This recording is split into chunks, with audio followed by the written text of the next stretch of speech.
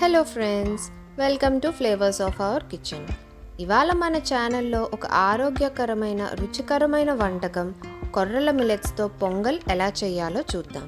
ముందుగా ఒక ప్రెషర్ కుక్కర్లో 1.5 టీ స్పూన్ నెయ్యి వేడి చేసుకొని అందులో 4 నుంచి 5 గంటలు నానబెట్టిన హాఫ్ కప్ కొర్రల మిల్లెట్స్, అరగంట సేపు నానబెట్టిన హాఫ్ కప్ పెసరపప్పు వేసుకొని ఒక 4 నుంచి 5 నిమిషాల పాటు వేపుకోవాలి.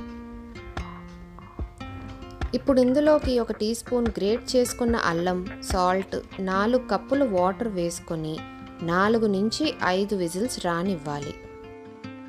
ఈలోపు ఒక కడాయిలో 2 టేబుల్ స్పూన్ నెయ్యి వేడి చేసుకొని ఒక టీ స్పూన్ జీలకర్ర, హాఫ్ టీ స్పూన్ ఇంగువ వేసి జీలకర్ర కాస్తంత వేగిన తర్వాత రఫ్గా దంచుకున్న టేబుల్ స్పూన్ మిరియాలు మాత్రం కాస్తంత దంచి వేస్తేనే టేస్టీగా ఉంటుంది.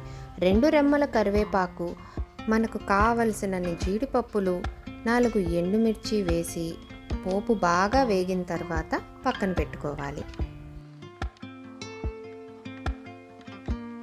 కుక్కర్ ప్రెషర్ పోయిన తర్వాత వేడి మీదే హాఫ్ టీ స్పూన్ పసుపు, మనం వేపి పెట్టుకున్న పోపు వేసి కలిపి చట్నీతో పాటు సర్వ్ చేసుకుంటే మన వేడి వేడి పొంగల్ రెడీ.